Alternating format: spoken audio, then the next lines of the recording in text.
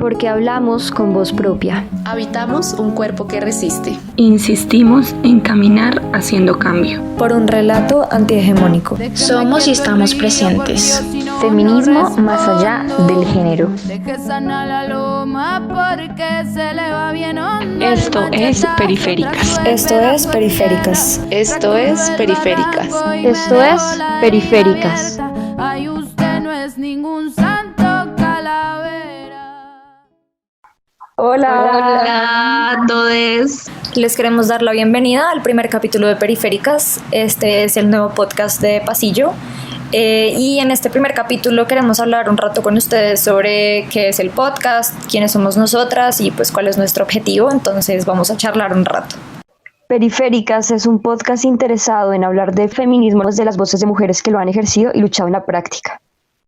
El podcast, además, pretende mostrarle a la audiencia las diferentes formas desde donde se puede pensar la lucha contra las diversas opresiones que sufrimos día a día. Este quiere ser una plataforma de aprendizaje en donde se discuta el tema de género, la raza, la clase, la sexualidad y con esto las experiencias, vivencias y opresiones que acompañan la experiencia. Periféricas también quiere ser un lugar para compartir espacios y reivindicaciones personales y colectivas de mujeres que han pensado por fuera de la construcción tradicional del patriarcado. Además de contarles un poco de lo que trata Periféricas, que fueron los postulados anteriores, también queríamos presentarnos y poderles contar a todos un poco de quiénes somos y por qué estamos haciendo este proyecto. A todos y a todas y a todes. Mierda, sí, se me escapa el lenguaje inclusivo a veces, pero les queremos contar a todos. Bueno, hola a todas, todos, todas. Yo soy Valentina Giraldo Sánchez.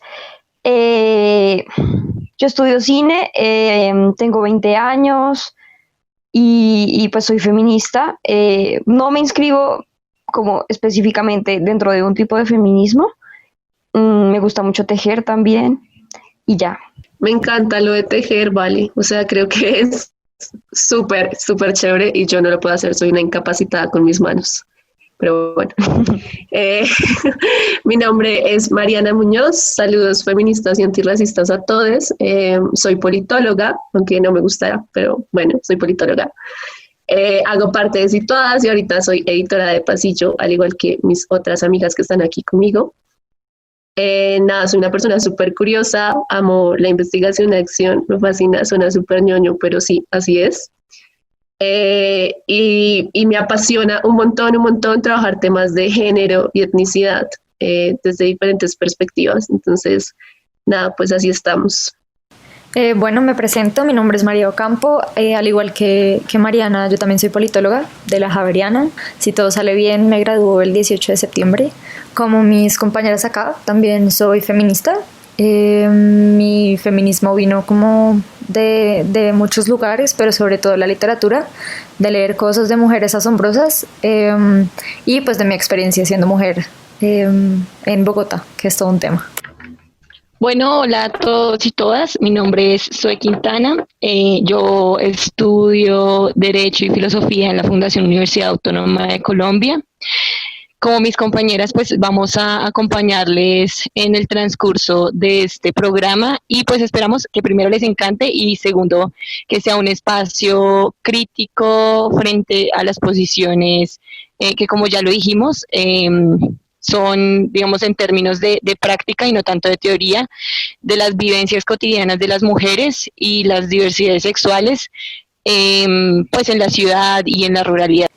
Con lo que acaba de mencionar Zoe, una cosa que se nos olvidó mencionarles a todos es que la idea de este podcast es entrevistar a muchas mujeres de diferentes contextos y feminismos y pues entender su experiencia de mundo y con su lucha tanto colectiva como individual, desde comunidades y pues lo individual. Y creo que ahí reside la importancia de este podcast, oír las voces de muchas mujeres sobre su experiencia de mundo, su experiencia como feministas y en muchos casos como activistas. Sí, total. O sea, creo que esa es una apuesta muy chévere, porque además, pues también contarle a la audiencia que nos vamos a centrar un poco como en esa noción de comunidad para estructurar pues cada uno de los episodios, por lo menos de esta primera temporada. No sabemos qué pase después, pero por ahora no la pensamos así y es un poco que también este sentido de comunidad pues se ha utilizado de diferentes maneras por organizaciones étnicas, campesinas y demás, pero también colectivas, ¿no? Organizaciones urbanas, pues que le apuestan al activismo, ¿no? Articulándose un poco en torno a lo que es construir comunidad, y que hasta cierto punto es muy interesante porque este sentido de comunidad se ha usado de forma muy contrahegemónica, ¿no? Como contra, pues no sé si contra la globalización o no, que siempre siento como que es el debate allí, por lo menos una parte del debate, pero sí de pronto pues para construir otras narrativas y otras ideas de lo que consideramos súper cool, digamos, que pase o no. Entonces sí, eso también vamos a discutirlo acá. Y hablo del agua fría, de la arena oscura debajo de un chorro viejo. Sí, a mí me parece chévere eso porque la noción de comunidad y la noción de comunidad un poco como inscrita en el relato emancipatorio también de la mujer en América Latina responde a unas especificidades, no sé, a mí me parece interesantísimo porque la experiencia de lo colonial imprime ciertas cosas en nuestra práctica feminista que la hacen como, bueno, eso es algo de lo que hablaremos más adelante, pero era algo que hemos mencionado como de que es algo que está más allá del género, porque acá la lucha de la mujer está atravesada por un montón de cosas y ahí es algo que me parece también muy interesante, por ejemplo, de los feminismos negros, y es también que esos son un montón de cosas que nos atraviesan también como mujeres en América Latina, y está la raza, está la clase, está también el género, pero hay otro montón de cosas que también imprimen, como mencioné, especificidades en nuestra lucha, que pues en estos momentos es un poco interesante porque, como también mencionaba Sue, también es como la vigencia de estas praxis también de minorías dentro de los feminismos en América Latina, pero también un poco a veces como nuestra praxis como feministas está fragmentada, ¿no? Entonces, un montón de tipos de feminismos que hay, pero también es el encontrar cómo nos articulamos desde nuestros lugares comunes como mujeres, ¿no? Siempre entendiendo que nuestra experiencia en primera persona como mujer es diferente de la otra mujer. Y pues digamos que también se trata un poco de eso. Sí, efectivamente, como ya lo dijeron las chicas, creo que sí es importante reconocer que, claro, encontramos el lugar común como mujeres, pero al interior de ese lugar común encontramos unas situaciones, unas condiciones objetivas que nos diferencian, que pues como lo sabemos y lo vamos a tratar al interior y en el transcurso de estas charlas, es la raza, la clase y sobre todo también nuestra diversidad sexual. Que digamos la diversidad sexual pasa a ser más una condición subjetiva que objetiva. Entonces, en ese sentido lo que queremos es pasar el micrófono. Queremos pasar el micrófono para que esas personas de la periferia, esas personas ninguneadas, esas personas excluidas históricamente, pues además, digamos que nosotras como mujeres siempre hemos sido excluidas. Al interior de las mujeres también hay otras personas que son, si se quieren, doblemente o triplemente excluidas, puedan tener el micrófono, puedan contarnos qué es lo que viven, puedan contarlos cómo lo viven y cómo desde su praxis cotidiana desarrollan una resistencia a esa exclusión y a esa marginalidad, ¿sí? Esa naturalización de la pobreza para nosotras las mujeres, esa naturalización de la violencia y demás. Entonces, esperamos que les guste. Donde me dejaban bañarme y nadie me preguntaba si tenía permiso para tocar el agua y nadie me preguntaba. En los últimos años, la teoría del movimiento femenino y de diversidad sexual ha dado pasos agigantados y el reconocimiento de la praxis cotidiana femenina ha tenido una mayor importancia. Sin embargo, la socialización de estos resultados no ha sido de manera incluyente, ya que los feminismos y los desarrollos teóricos de los mismos han sido socializados y discutidos en círculos académicos a donde solo accede una parte de la población que escapa a la violencia del hambre y la pobreza naturalizadas para la comunidad femenina en Colombia. Por lo anterior, creemos importante pasar el micrófono a las comunidades cuyas prácticas femeninas se anteponen al sistema patriarcal y disputan el machismo, con la finalidad de contar desde su vivencia aquello que entienden por feminismo y que sin duda alguna está más en el campo, en la tierra, en el territorio y el espacio que en las bibliotecas, universidades y escuelas. Entonces, básicamente esta es una introducción a lo que queremos hacer, a las preguntas que tenemos para nuestras entrevistadas y entrevistados, y esta es la discusión que queremos dar, ¿sí? Si efectivamente tenemos que, bueno, no buscamos dar una respuesta directa, concreta, sino que queremos más es como incentivar el debate frente a si el feminismo es rotundamente académico, volviéndonos, por ejemplo, a algunas olas del feminismo, o si efectivamente el feminismo se vive en nuestra praxis cotidiana, si efectivamente todo lo que es el género como construcción social es más fuerte y nos excluye y nos afecta más a nosotras como mujeres y diversidades sexuales que el sexo. Es decir, en términos, digamos, un poco individuales de cómo yo me identifico y yo cómo me expreso en una sociedad que me oprime. Eso me parece súper interesante y también creo que hay toda una discusión que tampoco lo sé y creo que es una de las cosas que más quiero indagar en las entrevistas que vamos a hacer, y es, ya que estamos hablando de muchos tipos de mujeres, de muchos tipos de comunidades, no sé si todas las que vamos a hablar en este podcast llamamos a esta lucha de la mujer feminismo. Creo que también es muy interesante como darnos la posibilidad de entender que debido a las experiencias de vida de diferentes comunidades y de diferentes lugares en el país y también en el mundo, la lucha de la mujer pues es tan intuitiva en ciertos momentos que hasta ni siquiera hay que ponerle el nombre de feminismo, como pues sí se creó desde la academia blanca, pues este nombre y como este nombre a la lucha. También puede ser que desde muchos otros lugares ni siquiera tenga como estas determinaciones ni estas categorías específicas, sino que haya sido como algo realmente intuitivo y como desde la praxis, crear y esta lucha y esta reivindicación por parte de las mujeres. Sí, a mí eso me parece chévere porque creo que hay un montón de cosas, ¿no? Digamos, partiendo del texto, ¿qué es esto de movimiento femenino realmente? ¿Es femenino o es de la mujer? Porque digamos que eso también como pone en disputa un montón de cosas que es también muy interesante pensar también en cómo surge y se tensiona el relato feminista en América Latina, porque creo que hablar de esta pluralidad epistémica de las voces de diferentes minorías, como que no quiero decir minorías, pero minorías pues dentro de los feminismos, pues en América Latina tiene una connotación muy interesante, precisamente por lo que mencionaba Mariana al principio, y es esta idea de la comunidad y el activismo comunitario, que es algo bastante chévere.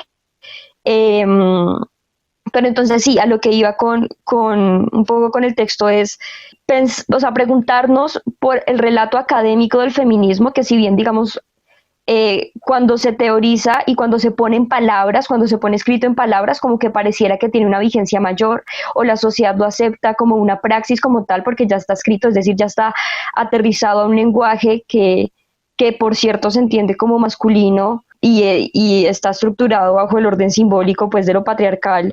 Entonces hasta que no lo aterrizamos a ese lenguaje no nos reconocen.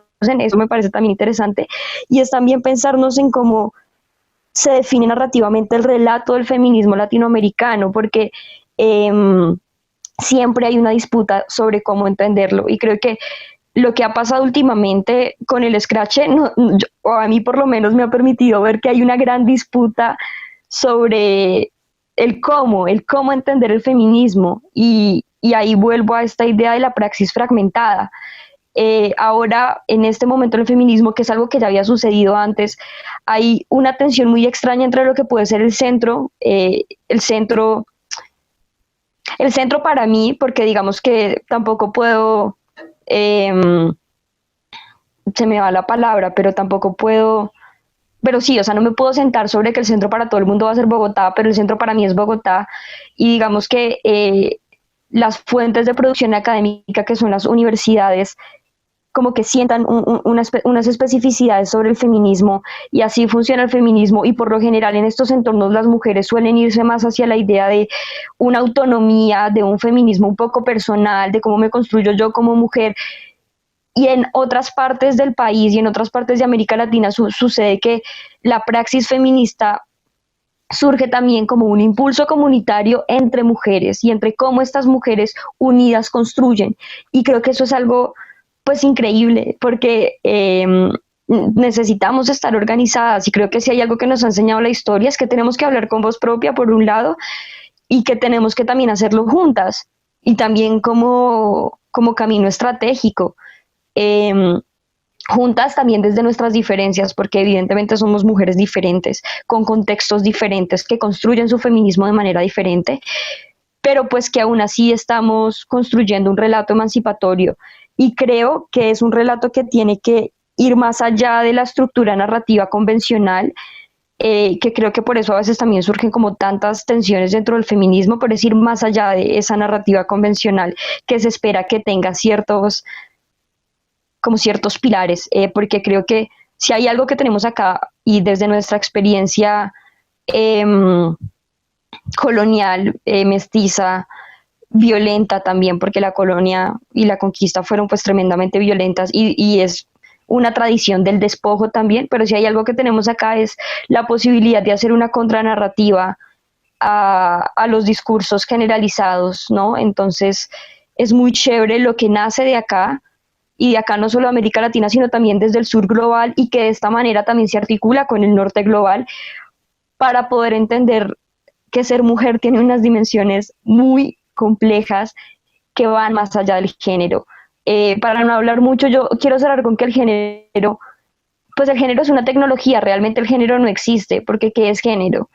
Género es un sexo, el sexo solo encarna un concepto y un imaginario de qué es mujer y qué es hombre, ¿no? Realmente no es nada más, o sea, el género es intangible. Yo creo que el género es una tecnología, el género es una casilla que yo marco cuando estoy haciendo un formulario de la alcaldía que me pregunta si soy femenino, masculino, mujer, hombre, trans, intersexual, que sigue siendo demasiado extraño, no sé.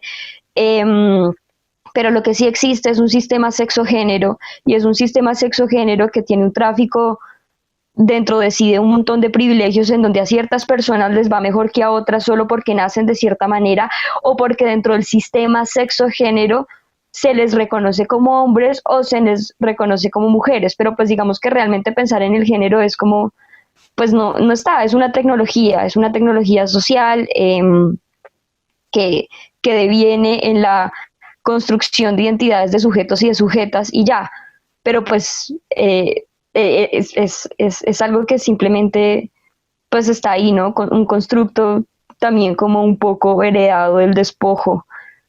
Sí, yo creo que eso es súper importante, en tanto, por ejemplo, cuando tengamos nuestra invitada de FENSUAGRO, le podemos preguntar sobre esas nuevas iniciativas en términos académicos, ¿sí? Que buscan romper ese academicismo de no irse a la praxis, no reconocer las comunidades que viven el día a día, básicamente luchando en contra de un capitalismo que nos oprime como seres humanos independientemente a nuestro sexo. Como por ejemplo lo que ellos y ellas tienen, que es la universidad agraria, ¿sí? Que son iniciativas que efectivamente rompen esos espacios académicos de la ciudad. Y asimismo, también, como lo hemos venido comentando, hay múltiples organizaciones comunitarias que tienen ese aspecto de llevar lo académico a los barrios, de llevar lo académico a los territorios. Entonces, ese tipo de cosas, digamos que es importante, en tanto fracturan esa, digamos, esa idea de la universidad exclusiva para ciertas comunidades y para ciertas clases. Entonces yo sí creo que tampoco se trata como de irnos a ese extremo, de decir todo lo académico es malo, porque creo que no es cierto, ¿sí? Sino más bien como recuperar y darle la voz a esas personas que están trabajando en los barrios, que están trabajando en las comunidades, pero que al día de hoy no todos y todas sabemos que existen, primero, qué es lo que están haciendo, segundo, y cuáles son sus resultados, ¿sí? Y digamos que esto también va un poco como como a disputarnos en eso de lo académico, ¿sí? Si lo académico efectivamente, como lo planteábamos en el documento que leímos ahorita, solamente se desarrolla en las bibliotecas, solamente se desarrolla en las universidades reconocidas por el Ministerio de Educación, o si efectivamente también se desarrolla en nuestras comunidades, en nuestros territorios, en nuestros barrios, que yo creo que a eso es que tenemos que apuntarle, ¿sí? O sea, cómo sacamos y cómo llevamos la academia a otros lugares para hacer desarrollos por medio de la praxis. Por otra parte, yo sí creo que asimismo es importante recuperar la noción de comunidad, como ya lo habíamos dicho, porque digamos, muchas veces estos desarrollos teóricos sobre género, sobre sexo, lo que implican es una ruptura en la comunidad. Sí, es decir, entendernos como individualidades al interior de una comunidad. Y cuando yo me identifico como individualidad, peleo y me importan son mis reivindicaciones y cómo busco mis objetivos en términos, digamos, de comunidad fragmentada. ¿Sí? Entonces, por ejemplo, nosotras vemos ahorita espacios sexuales, espacios, digamos, de identidad sexual, en los cuales no se admiten otras identidades sexuales, ¿sí? Entonces, digamos que la pregunta y la duda ahí es, bueno, si realmente nos identificamos como identidad, como una identidad sexual diferente, como una identidad sexual también excluida, ¿por qué no nos agrupamos? ¿Por qué no nos organizamos? ¿Por qué no realmente digamos, disputamos al interior del capital que nos oprime, ¿no? Pero efectivamente, todo el desarrollo de la posmodernidad lo que implica es volver a la idea del individuo como centro del universo, ¿sí? Y ahí es donde realmente queremos preguntarles, y porque creo que tampoco es dar una respuesta, queremos preguntarles a las comunidades, a las mujeres y a las diversidades sexuales que viven su cotidianidad, si efectivamente su lucha es individual o si efectivamente se piensa en el interior de una comunidad, que yo creo que ahí es donde está, digamos, la savia del cuento. Sí, de acuerdo con lo que dice Sue y con lo que dice Vale. Me parece súper interesante porque además preguntarnos por todo esto de la academia y demás es también preguntarnos un poco por quién es el que está produciendo la teoría del feminismo o de los feminismos acá en América Latina, por ejemplo, sobre quién se teoriza, ¿no? Porque eso también es importante y ahí hablamos de algo súper criticado últimamente en la academia y más que todo por perspectivas muy decoloniales, que es todo este cuento del extractivismo académico, ¿no? De básicamente sacar conocimientos, saberes y demás de las personas para hacer nuestras super investigaciones y luego no devolver nada e irnos y ya está, o sea, eso es todo nuestro propósito con la investigación. Y creo que esta lucha de pensarnos estas preguntas nos llevan siempre a cuestionarnos un poco como por ese sujeto del feminismo y también pues por la categoría género, digamos, como categoría central de los feminismos en general. Y pues que fue muy importante en una época, hace 50 años, cuando los feminismos los construían, teorizaban, y demás, las mujeres de clase media, blancas, acomodadas y demás, y que luego otras feministas van a venir a disputar ese relato y ese discurso, ¿no? Como las feministas negras, justamente, por ejemplo, acá en Colombia hay particularmente una mujer que a mí me encanta, que es Yuderquis Espinosa, también está aquí trabajando en Chicuriel, aunque ella es dominicana, si no estoy mal, y a descentrar un poco ese discurso pues, del feminismo centrado en el género, sino también ver cómo esta interseccionalidad o esta matriz de opresión, esta red de opresión, dependiendo de la autora y demás, que bueno, son cosas muy académicas, pero creo que estas mujeres que van a venir a hablar con nosotras nos van a ayudar un poco como a desenmarañar eso y a hacer que suene mucho más digerible. Y lo mismo, digamos, pasa con estas feministas comunitarias indígenas, ya refiriéndome a lo que decía Sue de la comunidad, que no solamente nos mostraron, digamos, esta perspectiva del feminismo en unión de la noción de raza, entre comillas, y género, como las feministas negras, lo hicieron, digamos, sino que también nos hablan de la comunidad, y por ejemplo Julieta Paredes o Adriana Guzmán en Bolivia o Lorena Capnal en Guatemala son ejemplos no solamente de cómo ellas, a partir de sus experiencias, de sus prácticas, de sus discursos, de todas las ideas, digamos, que surgen no solamente a partir de sus individualidades, sino también de pues, sus comunidades, porque todas son mujeres indígenas, pues ellas cómo están tejiendo red a partir de lo comunitario, cómo están tejiendo feminismo a partir de lo comunitario, y desde esos procesos étnico-comunitarios, muchas veces rechazándolos. Por ejemplo, en el caso de Lorena Capnal, que es la historia, ya me parece fascinante, porque es como que empezó pues, a hablar en su comunidad sobre la violencia sexual contra las mujeres indígenas, y pues es muy fuerte, digamos, todo lo que pasa allí es una lucha por sobrevivir realmente, y su comunidad la sacó, ¿no? Y ella crea una red de mujeres del feminismo comunitario, que son todas mujeres indígenas, ¿no? Y empiezan a tejer desde allí, o como Julieta Paredes o Adriana Guzmán, que sí están dentro de sus movimientos, dentro del movimiento indígena boliviano, y que también están tejiendo desde allí, cuestionando desde allí y abriendo caminos, digamos, para que nos pensemos los feminismos desde la comunidad y no tanto, esto va a sonar chistoso, pero me lo estaba cuestionando un poco, no tanto desde lo personal es político, porque si bien esa frase es súper, súper importante, remite a ese sentido de individualismo, a ese sentido del individuo.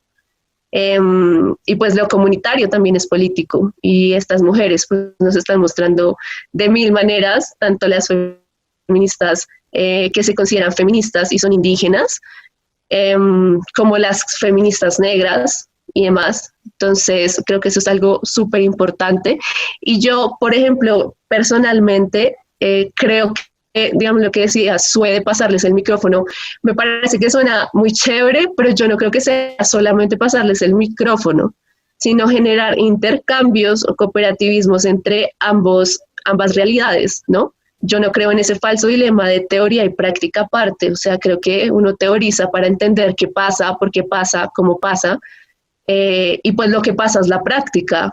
Y finalmente, pues estas dos cosas y el hecho de que no estén relacionadas, pues habla muy mal de la academia, ¿no? Cuando teoriza sin práctica y es una cosa no tiene sentido para nada. Pero sí creo que se pueden hacer ambas, y que tenemos que empezar como a tender puentes interculturales, puentes intergeneracionales, y demás. Creo que aquí Mariana toca un punto muy importante, y es la necesidad desde la academia, pero sobre todo desde espacios como este que nos estamos permitiendo acá, de hacernos las preguntas sobre la relación de la práctica y la teoría, y cómo esto se ve en los diferentes tipos de feminismos y las diferentes experiencias de mundo, ¿no? Es preguntarnos como una y otra vez las categorías que tal vez tenemos muy claras y muy normalizadas desde la ciudad en diferentes contextos, y qué implica pensarnos estas categorías de manera diferencial, dependiendo del contexto, la clase, la raza, la sexualidad, y pues creo que eso es como lo más importante de estas entrevistas que vamos a poder hacer en el transcurso del podcast. Sí, a mí me parece interesante todo eso, y también interesante, y retomo la idea de quebrar la narrativa hegemónica y el orden del discurso hegemónico y del relato, porque nuestro relato, insisto, creo que estamos en una posición geopolítica, socioeconómica, pues a nivel global, que complejiza muchísimo un montón de cosas, y así como las complejiza, las enriquece. Y pensarse el relato acá es una cosa bastante interesante, pensarse el relato, que es un relato más allá de las olas incluso.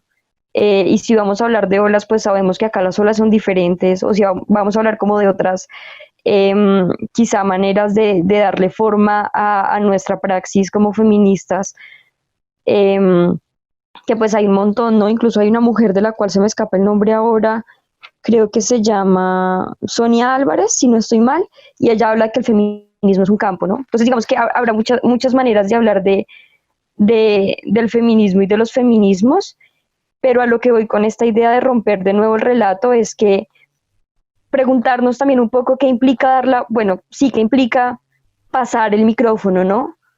¿Qué implica que un feminismo sea o no reconocido, que entre y que cumpla el deseo de ser nombrado y estructurado mediante una teoría que también se ejerce mediante un lenguaje, que por cierto es un lenguaje que también es producto de una colonia, ¿no? Que implica que nosotras sacamos nuestra teoría en español, y también cómo cómo dislocamos el lenguaje, cómo metemos nuevas palabras, lo deformamos y cómo abrazamos otros lenguajes, ¿no? O sea, yo creo que estudio cine por eso, porque también es abrazar el lenguaje de la imagen, que también es súper patriarcal de cierta manera, también coloniza pues la dimensión estructurante del sujeto por medio del patriarcado y de la superestructura patriarcal, pero también cómo lo hacemos por medio de otros lenguajes, ¿no? Porque es que nuestra matriz civilizatoria es completamente eurocéntrica, o bueno, pues se centra de cierta manera en el norte global, y por medio de esta matriz civilizatoria como que se establecen unos parámetros de cómo se reconocen las cosas, y creo que aquí hay que ser, pues sí, un poco es como caminar sobre hielo fino. Hablar de un feminismo que se reconoce que es cuando entra a la academia, o sea, realmente como que, bueno, sí sabemos que hay un ejercicio de poder entre, de cierta manera, un ejercicio académico, un feminismo que se gesta desde la universidad o desde la academia y los otros que se gestan de manera comunitaria, pero creo un poco que acá el relato funciona un poco más allá de eso, porque realmente reconocer un feminismo no implica que esté escrito mediante un lenguaje o estructurado mediante un lenguaje y un orden y una narrativa que es heredada desde esta matriz civilizatoria, que es una matriz civilizatoria del despojo. Entonces, es muy chévere cómo nos articulamos, y Mariana, que mencionaba la IAP, y es pues la investigación, acción y las dimensiones que están más allá de la universidad, de cierta manera, y es como nos articulamos nosotras las mujeres que provenimos desde lugares muy diferentes, y sí, o sea, como desde lugares ideológicos también muy diferentes, que creo que en últimas nos deben permitir construir, ¿no? Porque el movimiento, yo siento que de cierta manera sí está, o sea, responde, y no tanto de buena forma, a una construcción que está muy fragmentada aún, y eso es algo que ya pasó hace muchos años. Entonces es como si estuviéramos en un círculo muy extraño, en donde volvemos a ciertas cosas y volvemos a ser mujeres fragmentadas por nuestras ideas, pero pues hay una línea transversal, y creo que desde esa línea transversal que de cierta manera nos une a todas, hay que construir nuestro relato emancipatorio, y que es un relato que va más allá pues de todas esas, pues de la estructura estructurante de cierta manera, y creo que sí, pensarnos como todas esas especificidades que están más allá del lenguaje también, pensar porque incluso se habla de tipos de feminismo, ¿no? Porque hay que darle un nombre también, es ese deseo de ser nombrada, entonces, nombrada mediante dicho lenguaje, ¿no? El hecho de que a mí me reconozcan es que me nombran y que me pongan también una norma, y que yo lo pueda teorizar y aterrizar a unas palabras para ponerlo en el campo de lo público, porque lo público funciona así y tiene estas normas y la teoría funciona así. No sé, o sea, creo que va un poco más allá, porque es, pues como mencionaba, algo que es muy complejo. Eso que dices del lenguaje a mí me cuestiona la vida eterna, de verdad, o sea, digo, como no sé qué creer, porque sí que siento que por lo menos la academia más hegemónica, tal vez más que todo la que se produce desde el norte global, aunque también hay muchas resistencias, y bueno, es como muy difícil ya hoy en día nombrar algo como homogéneo porque siempre hay una excepción, pero digamos que esa academia súper hegemónica me cuestiona demasiado con ese uso del lenguaje complejo y del lenguaje colonizante, pero complejo no me refiero a estructurar un discurso, digamos, que sea como súper profundo o que tenga una carga teórica o conceptual muy grande, sino es el uso de las palabras. O sea, la otra vez, de hecho, tuvimos una discusión acá entre nosotras sobre ese tipo de lenguaje. A mí me encanta escribir enredado y sé que escribo enredado muchas veces y me gusta. Pero también me cuestiono, bueno, ¿cuál es el límite de esa escritura? ¿Quién me enseñó a mí a escribir así? Y cuando pues retrocedo en el tiempo, pues fueron los profesores más hegemónicos que he tenido en mi vida. Y lo mismo pasa con el tema de lo colonizante, ¿no? Que porque entonces decir todo eso está mal, porque la RAE dice que no se puede decir todes o nosotres, entonces mejor no lo digamos y desde la academia corrijamos eso. Tuve hecho 1000 problemas con profesores por eso, porque yo quería siempre referirme a como, digamos, como el genérico femenino, porque no tiene ningún problema.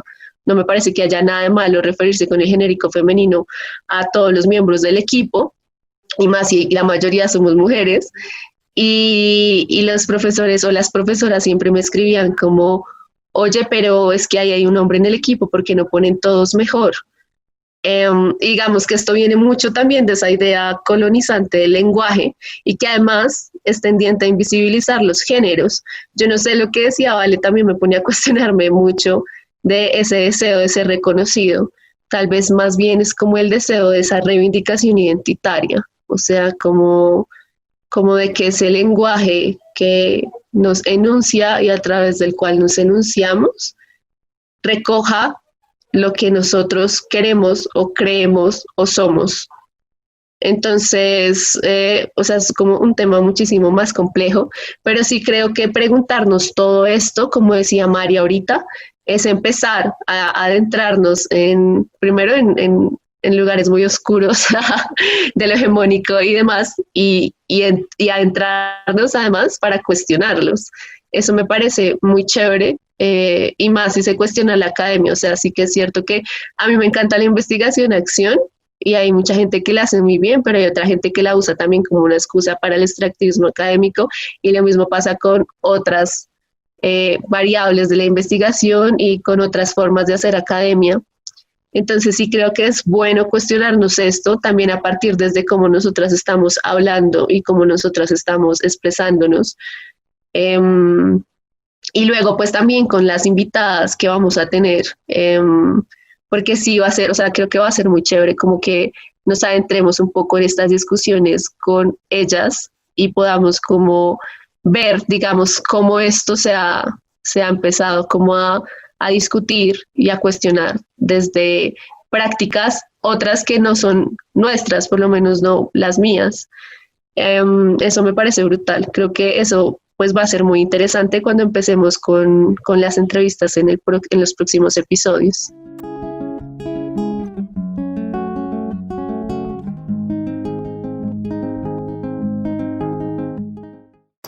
Con lo que respecta al lenguaje, creo que también es importante ver su relevancia, no solo en lo académico, sino en las cotidianidades y, por ejemplo, en la literatura, el cine y demás.